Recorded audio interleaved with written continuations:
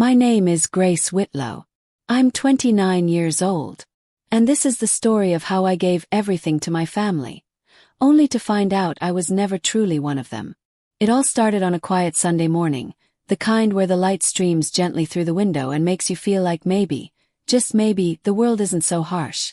I was sitting at my drawing desk, staring at the screen where the final frame of my animated short was paused.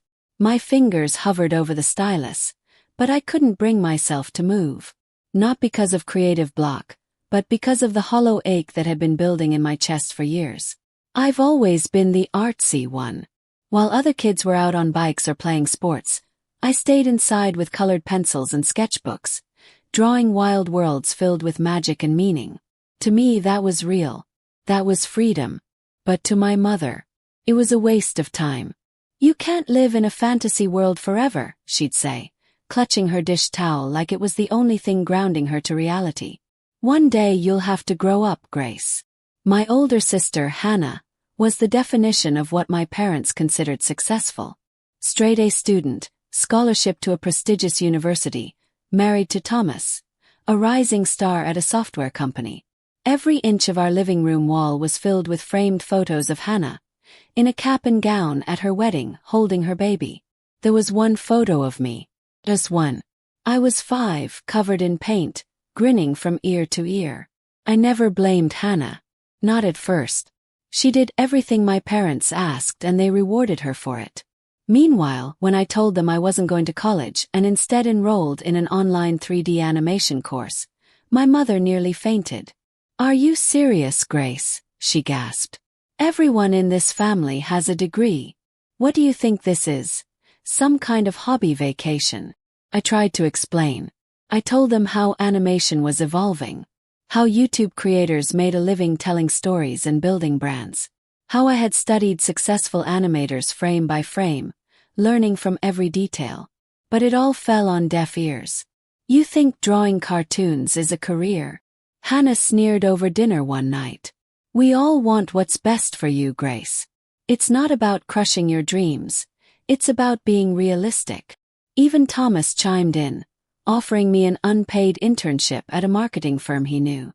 "Better than sitting at home making doodles," he said, laughing like it was a joke we should all be in on. But I didn't laugh. I didn't argue either. I just nodded, went home, and cried in the bathroom until the water in the shower ran cold. And then I picked up my stylus and started drawing again.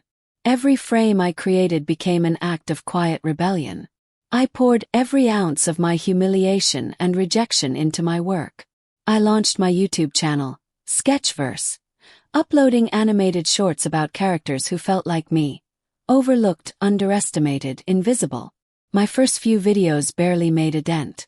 A couple of hundred views, mostly spam comments, and one particularly nasty message that called my art crayon-level trash.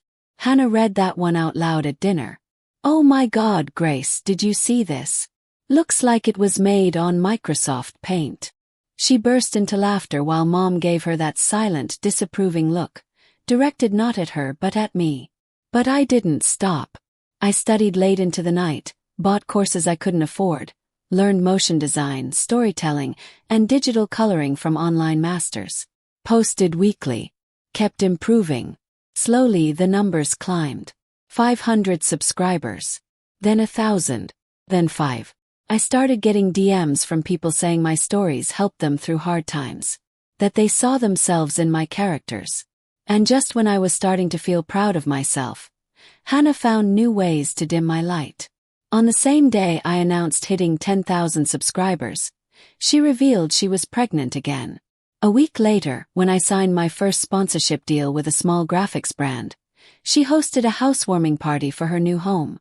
Every time I had a win, she made sure the family didn't notice. But I kept going. 3 years passed like a blur of late nights and endless revisions. One day, I woke up to a number I never thought I'd see. 1 million subscribers. I sat there in stunned silence, staring at the screen, tears falling onto the keyboard. My phone buzzed, an email from YouTube. "Congratulations! Sketchverse has reached 1 million subscribers." For the first time in years I felt worthy. With the money I'd saved, I rented my own studio apartment, modest but fully furnished.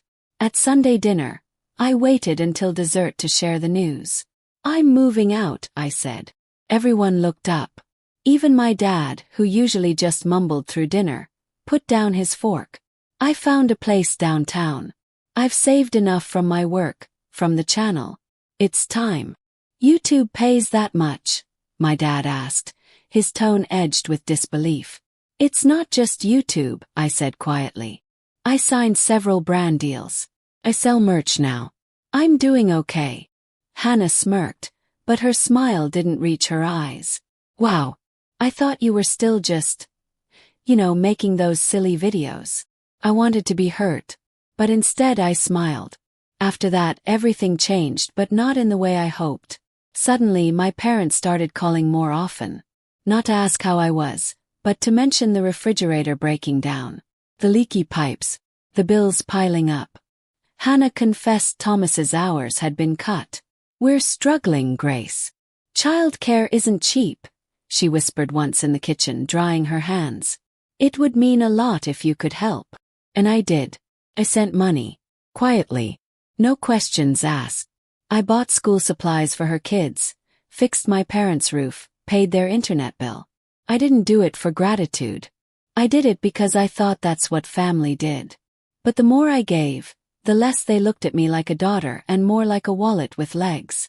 Still, I kept giving. Until one day, when a pale yellow envelope in the attic would change everything I thought I knew. I never meant to find the will. It was a rainy Sunday morning, the kind that makes you want to stay in bed and listen to the soft patter of water against the windows. But my mom had called the night before, asking if I could help clean the attic. "Just for a few hours," she said. "The place is a mess after your father's birthday, and I can't do it alone." I said yes without hesitation. Even after all the slights, the dismissive comments, the emotional distance, I still wanted to be close to them. I still believed that maybe, deep down, they just didn't know how to show love. The attic smelled of dust and forgotten things.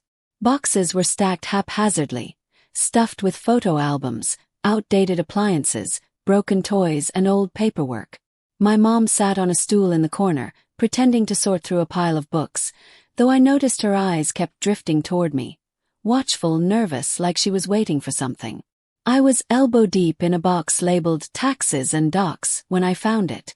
A yellow envelope, far newer than the rest, hidden beneath some old bank statements and a water-damaged manila folder. It was crisp, clean, sealed, but not tightly. The words "Last Will and Testament" were printed across the top in bold black letters, followed by my parents' full names. A strange chill ran down my spine. I knew I shouldn't open it. But I also knew, deep in my bones, that whatever was inside, it would explain the knot that had been growing in my chest for years. I opened the envelope with trembling fingers.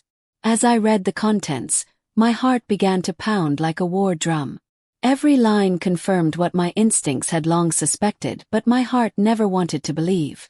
Upon their passing, every asset, house, car, savings, and any remaining property, would go to Hannah Whitlow. My name wasn't mentioned. Not once. Not even as a secondary beneficiary. It was like I had never existed. The blood drained from my face.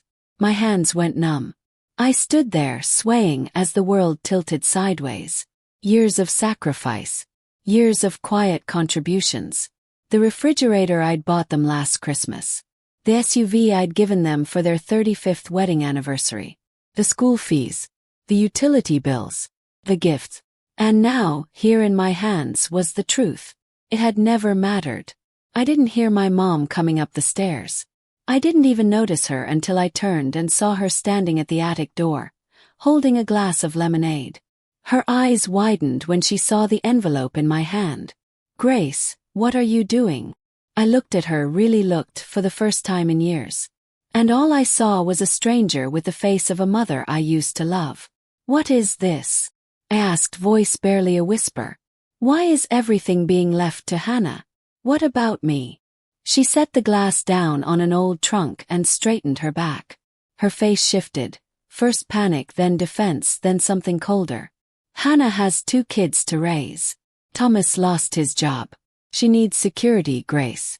You already have your business, your career, your apartment. But I've been helping all of you. I snapped, the dam finally breaking. I've been paying your bills. I bought you a car. I've sent Hannah thousands of dollars to keep her afloat. And you act like I don't exist in this family. Mom's lips pressed into a thin line.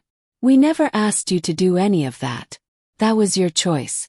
And now you're angry because you expect something in return. I couldn't breathe. I couldn't cry.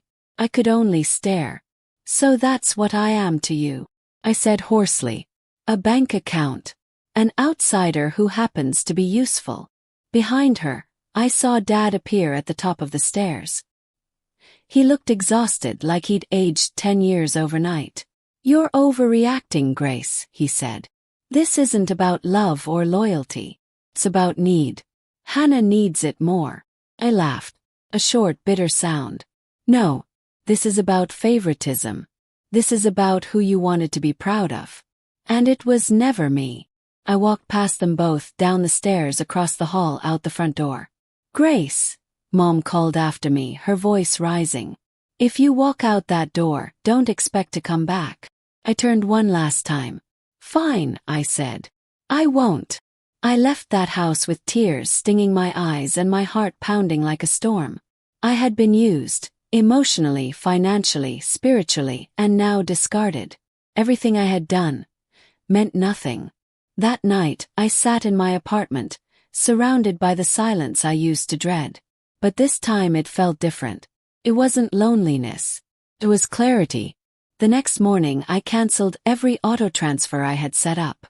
No more monthly deposits to Hannah. No more utilities paid in my name. I contacted the insurance company and removed my parents from the car coverage. I called the dealership to begin the process of repossessing the SUV. It was still in my name anyway. They'd used me like an ATM. But not anymore. And when my mother's panic texts started rolling in, "Where's the car? Why was the payment declined? Grace, you can't do this to us." I didn't respond. I deleted each one in silence. Let them feel the silence I had endured for years.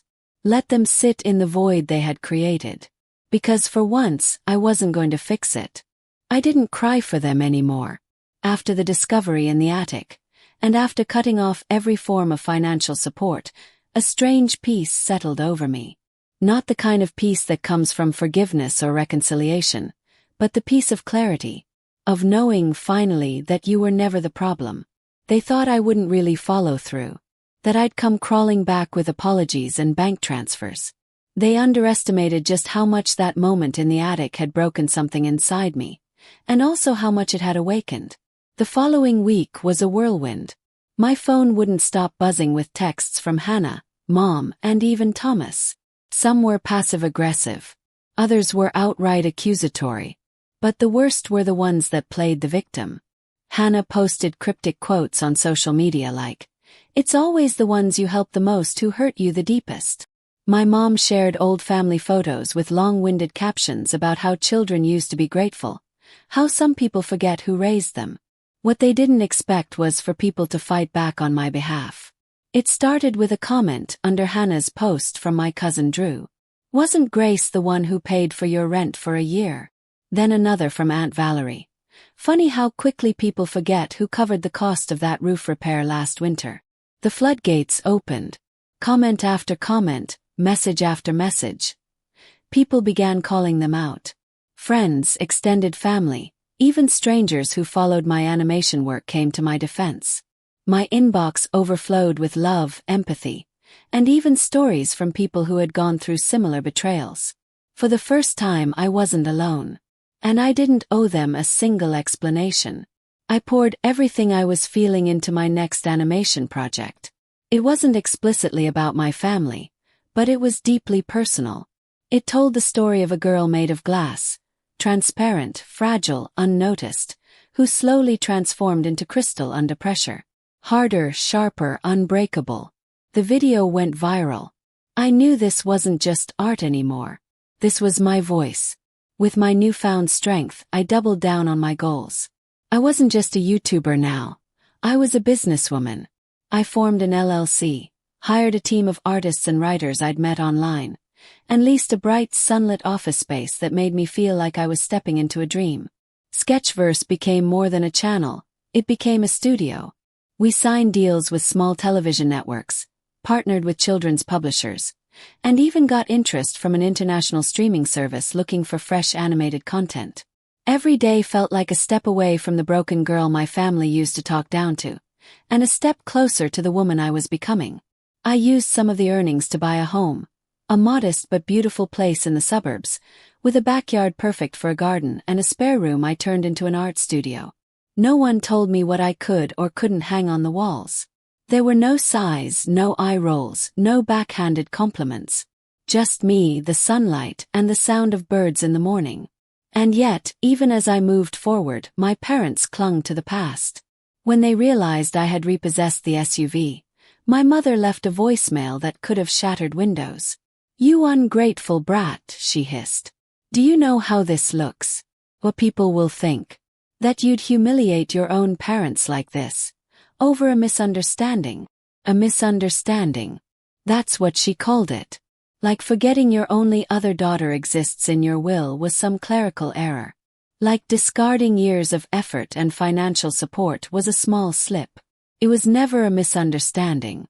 It was who they truly were. But here's the twist no one expected, especially not them.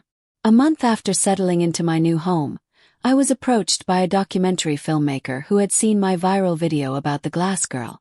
She wanted to do a short doc on artists who turned pain into power. She interviewed me in my studio, filmed my creative process, asked me to narrate a portion of my life story, minus names and direct accusations. The video was raw, emotional, and real. When the doc premiered on YouTube, it hit 3 million views in 2 weeks. Messages poured in. Creators, journalists, therapists, even school counselors who wanted to show the video to their students. My subscriber count doubled. Merchandise sales exploded. And for the first time, my parents couldn't hide from what I had become. Not their embarrassment, not their disappointment, but their reckoning. They tried to reach out again, this time quieter, more measured. My dad left a voicemail saying he missed his little girl. My mom sent a letter, handwritten, filled with what felt like an attempt at guilt-wrapped forgiveness. "We were just trying to do what's best for everyone," she wrote. "Families make mistakes." I didn't reply, because I finally understood something. I had always been a placeholder in their story. The one who filled in the financial blanks. The one who gave without asking. The one who was never meant to shine brighter than Hannah. But I wasn't in their story anymore. I was writing my own. And in this one I wasn't a side character. I was the author. I used to dream about my parents being proud of me. Just once, I wanted to hear my name spoken with the same warmth they reserved for Hannah. I wanted them to see me. Not the version they resented, not the disappointment they spoke about behind closed doors, but the woman who fought tooth and nail to build something real, something beautiful. That dream died the day I found the will. And strangely, once I let it go, I started to breathe easier. My home became my sanctuary. No knocks on my door demanding help. No strained Sunday dinners where silence was punishment and love was transactional. Just peace. Just my work. Just me. I filled the house with everything that brought me joy. Soft rugs. Earthy candles. A tiny lemon tree that sat in the kitchen window. I painted the walls with colors that made me feel alive. Burnt orange in the living room, deep teal in the studio, soft cream in the bedroom. And every room held reminders of what I'd built. Sketches of characters that once lived only in my mind, now loved by millions.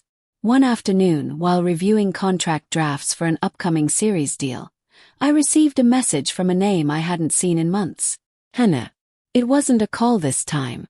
Just a simple, gutless text. "Mom's in the hospital. She's asking for you. Please come."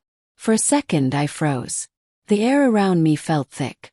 I hadn't heard anything about an illness. No warnings. No phone calls. Nothing. And now, just like that, they wanted me to appear like some long-lost savior. I stared at the message for a full minute before locking my phone and walking to the kitchen.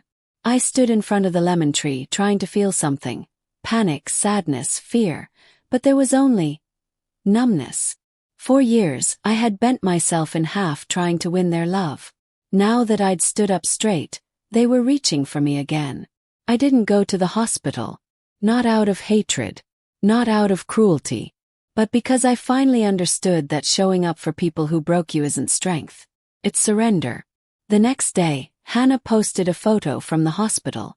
Our mom lying in the bed, 4 in her arm, pale but stable. The caption read, "Family is all that matters." Some people forget that until it's too late. It was bait. Manipulative, passive-aggressive bait. But it didn't work this time. Because something had changed in me. Not overnight, but slowly, over months of silence and healing and truth. I had realized that being born into a family doesn't mean you're bound to serve it at the cost of your soul. Still, part of me wanted closure. Not forgiveness. Not reconciliation. Just a conclusion.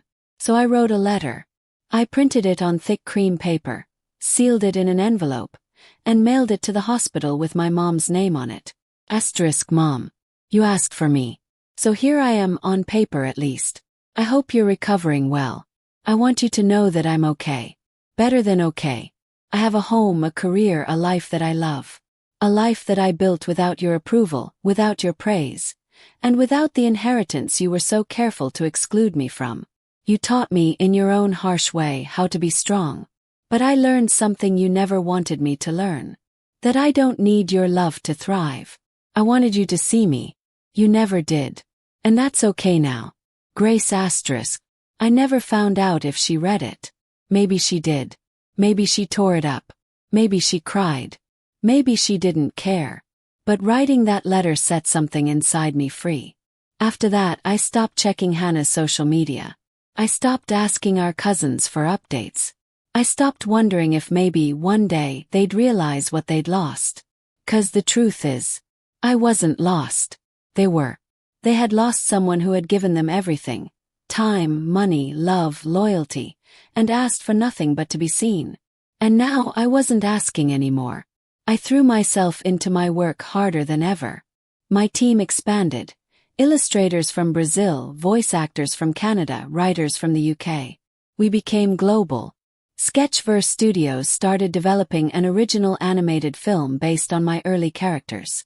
It got picked up by a streaming platform known for edgy, heartfelt content. I wasn't just surviving. I was thriving. Then, out of nowhere, came the final blow, the one that would seal the truth of everything that had ever happened. I received a letter from a law firm.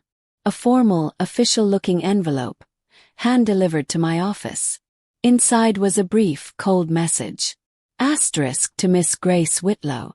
This is to inform you that the estate of Harold and Ruth Whitlow has been legally transferred to the sole beneficiary, Hannah Whitlow, as per the conditions outlined in their standing will. No contest of the will has been filed within the legal window. Please be advised that all property, vehicles, and liquid assets have been consolidated accordingly. Asterisk. I sat in silence, holding the letter. My parents had passed. No phone call. No attempt to reach me beyond a cold, final message from a third party. They had left this world the same way they lived in mine, without seeing me. I didn't cry. I didn't call Hannah.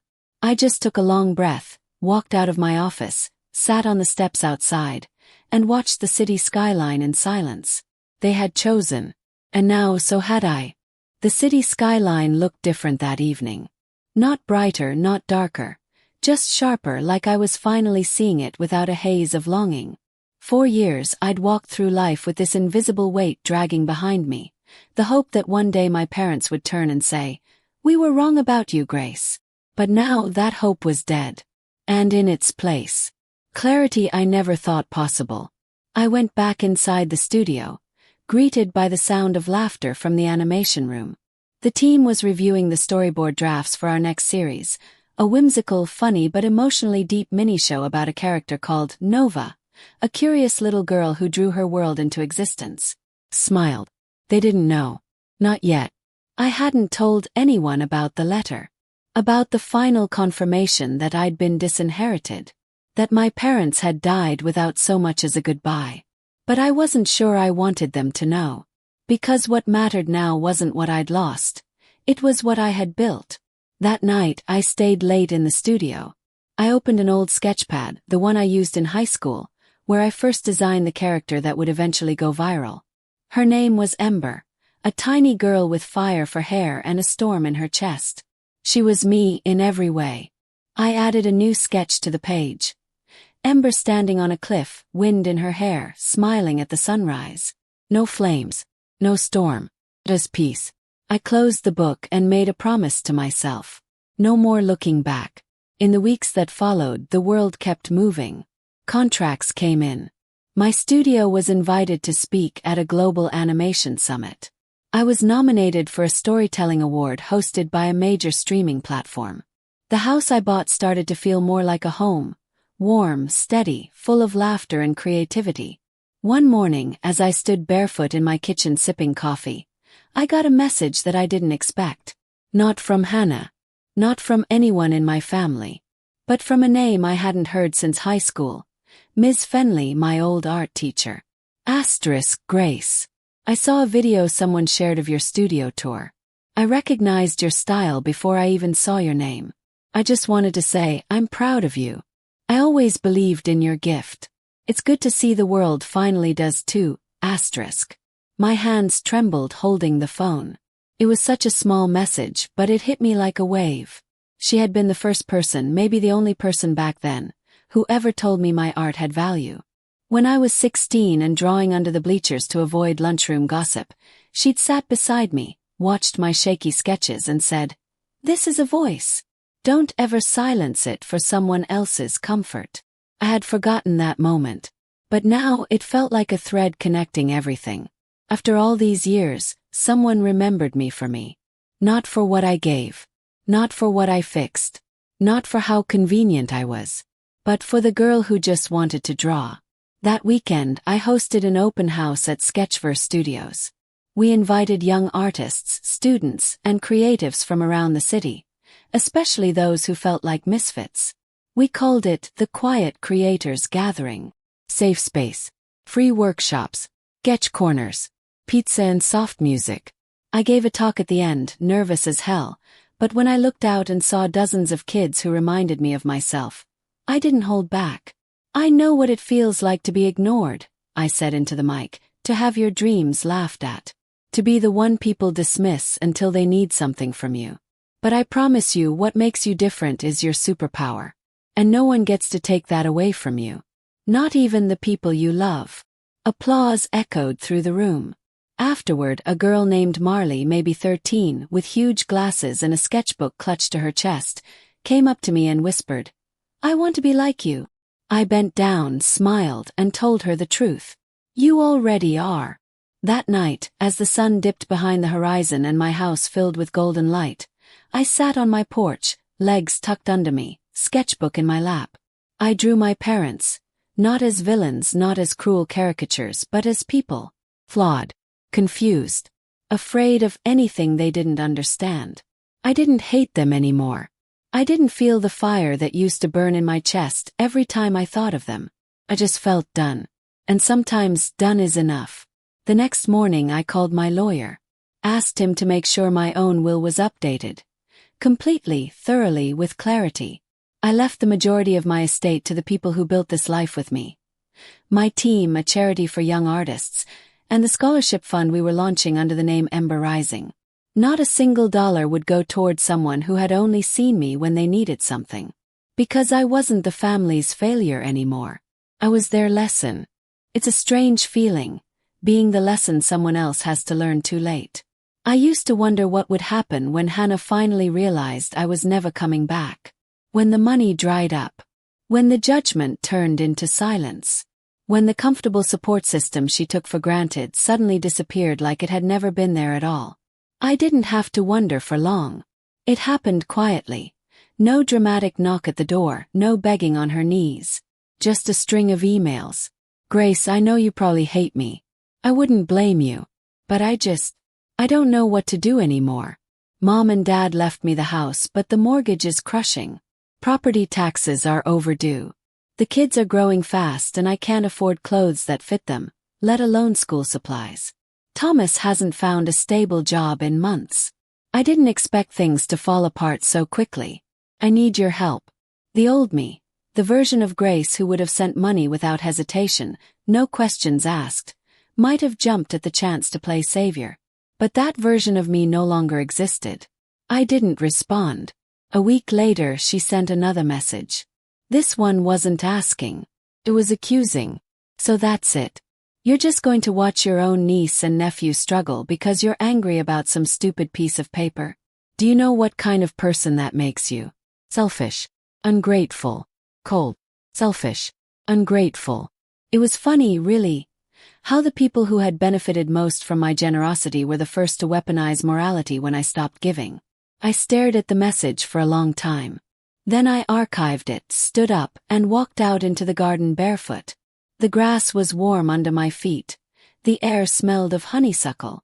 My lemon tree was blooming. A small breeze brushed my skin like a whispered promise. I was free. Let them stew in the emptiness they created. I wasn't going to be their crutch anymore. A few days later, the studio hit another milestone. 10 million subscribers. We held a live stream celebration, and over 1 million people tuned in. There were fan-made art collages, video tributes, emotional stories shared from followers across the globe. Some of them said my videos helped them through grief, bullying, family trauma, even depression. And then came the message that changed something inside me. It was from a woman named Tina, in her 40s, a single mom from Texas. My daughter and I used to watch your channel every night before bed. She was shy, struggled in school, but your character Ember made her feel brave. She started drawing her own comics. She called them Flame Girls. 2 months ago, we lost her in a car accident. She was only 8. Your videos are still on our TV. I let them play sometimes when I'm cooking, just to feel her near. Thank you, Grace. You gave her something I couldn't, a place where she felt powerful. I cried for an hour after reading that. Ugly, soul-shaking sobs. Because this was why I kept creating. Not to prove anything to my family. Not to get applause or praise. But because my stories had become a light for people in the dark. And that was more powerful than any inheritance. That night, I launched something I'd been quietly building for over a year. The Ember Fund, a non-profit dedicated to supporting young creators from disadvantaged homes. Free software licenses, sketch tablets, mentoring programs, and scholarships. I didn't just want to build a platform for myself anymore. I wanted to build one for those who had no one fighting for them. People started to notice.